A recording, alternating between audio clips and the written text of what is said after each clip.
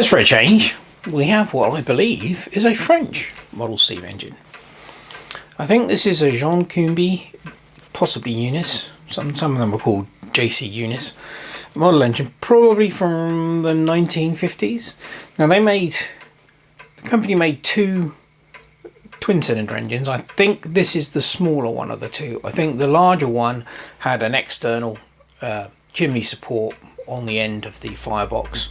So that would make this one the smaller one. But it is, obviously you can see, very rusty and it's in quite poor condition. However, it's pretty much all there. The burner's missing and the chimney is missing, but everything else is there. So you know, it's all free. It's not locked up or anything. It obviously needs a hell of a lot of work. There's a big crease in the base. I think you can see that big dent across there. So I'm going to have to take it all apart and straighten that out, and then get rid of all of the rust, repaint it, all the usual, full workup, full resto on it. But no, it's a little bit unusual. I do like twins. It's nice to see a twin. We've got a nice big flywheel on it, and should be reasonably easy to make a smokestack chimney for it. I've actually got, there's pictures of this online, so not sure I'll be able to replicate I think the base was a kind of speckled green colour, so I probably won't be able to replicate that, but we'll see if we can find a green which is close. But no, it's just a little bit different, and I like things that are a little bit different. So yeah, I need to get on and get it stripped down first. I don't think it'd be too difficult, and then we'll take it from there. Right, let's get this thing stripped down. We're going to go with all the easy bits first, which is everything which unscrews. Fortunately, I didn't have to do anything with these. These were both loose. There's the whistle, obviously missing its little wooden lever there. Safety valve. There we go, safety valve. I think it's free. Yeah, it is. That's good. Right. I'll take the pistons off, cylinders off, I should say. I'll put some easing oil on the. So you can see there. There's the two trunnions with the springs. I'll put some easing oil on there. Hopefully that'll do, which it does appear to have done the job.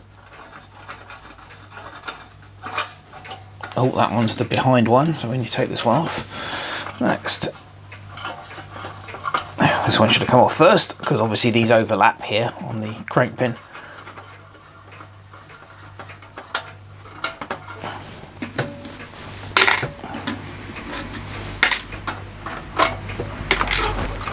Okay, so there's the cylinder piston, all looking very unused.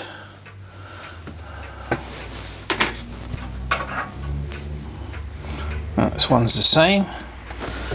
Okay, so one of the steam pipes, this one, is loose. So that's obviously become detached, but I'm going to have to detach this steam pipe anyway if I want to get the rest of it apart. So, and I'm not quite sure how any of this functions. I don't know whether this is threaded. Possibly, I don't know. So I'll get some heat onto this one so that we can take that off. The basic construction is it's all tabs. So there's all these little folded over tabs that holds everything onto the base plate. There are a couple of screws, which I don't know how well you can see, but there are a couple of screws in there that hold the engine frame onto this support plinth. So let's get some heat on that and get that pipe off. Well, I got the pipe off. Not quite sure. I mean, that was very definitely soft soldered into the top of the boiler, and on this side that had come away. On this side the pipe pulled out of the fitting, so not really sure what happened there, but that's all right. We got that off.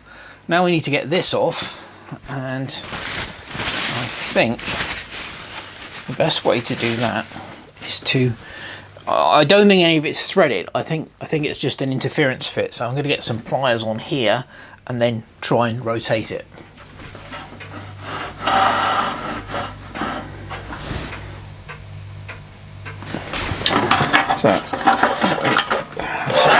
So you can see it, and I can also do this at the same time.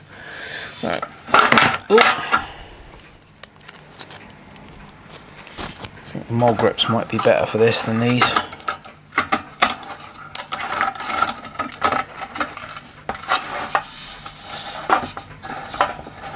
It is coming.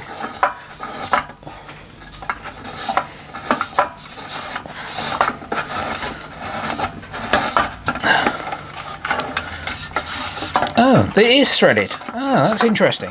I didn't think it was. It is threaded, but it's very tight. Yeah, I've switched over to the mod grips. There's a better profile on the jaws for holding the crank. So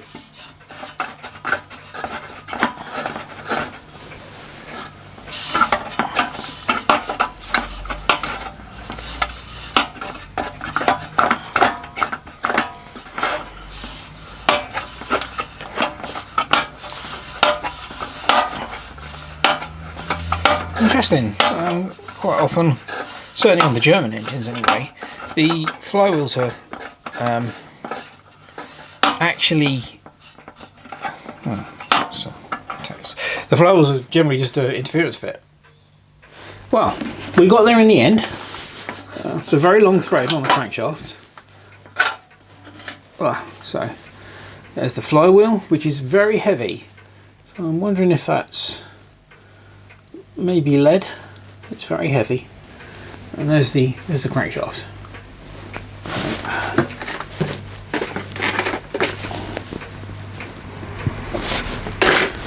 Okay, so now I think it's time to bend up some tabs. I discovered that one end of the boiler, this end, is actually loose. So I don't know whether that's supposed to be. I would imagine there's supposed to be a tab on it, but yeah. So next stage is to take this pedestal part off, which is very gently bend up some tabs. So I've started to pry the tabs up, and I'm going to finish with the scribe bit, and I'm going to finish it with the flat nose pliers. I'm really hoping that these won't break. Obviously they've not been bent for a long time, and they are very rusty, as is this whole thing. So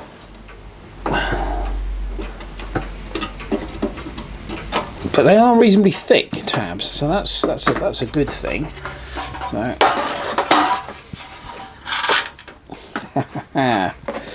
alright, how's it going to come out then?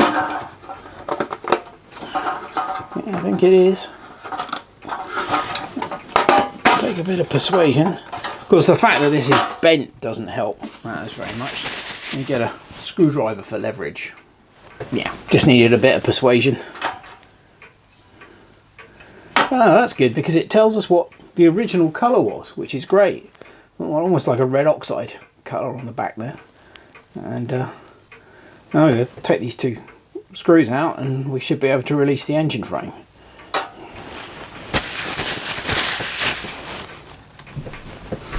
Yeah, well, they were not too tight at all, which is quite nice. So there we go. This isn't in too bad shape. That mount is that mount is loose, so I'm going to have to.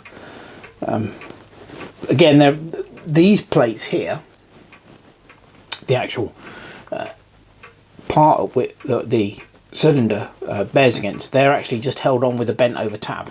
So, and this one is obviously someone's tried to solder that in place. So we do something about that. But yeah, it's all coming off. I'm really pleased that the paint has survived underneath, because it means I can match it when I repaint this. So. Well, we'll get rid of this gunk, and then we'll have a go see if we can release the firebox and boiler. So again, with the tabs here, I've started them, pried them up a little bit, and then we're going to go around with the flat nose pliers and straighten them up. And hopefully we won't lose any, particularly that one at the end.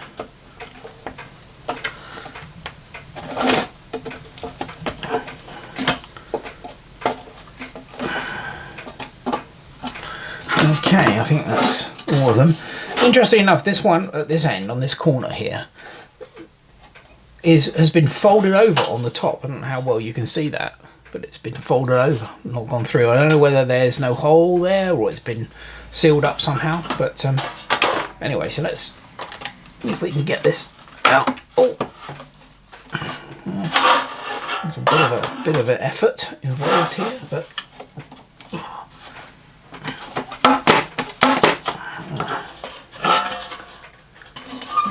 let's bend this one over a bit more.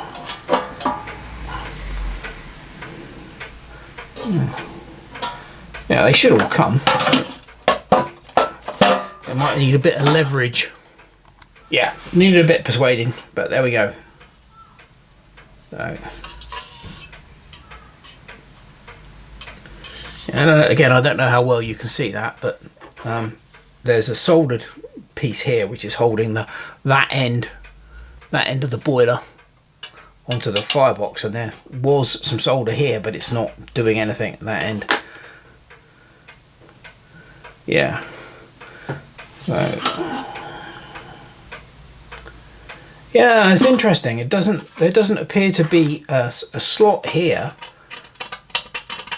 There should be a slot there for a tab, but it doesn't appear to have ever been one. I'll have to look into that.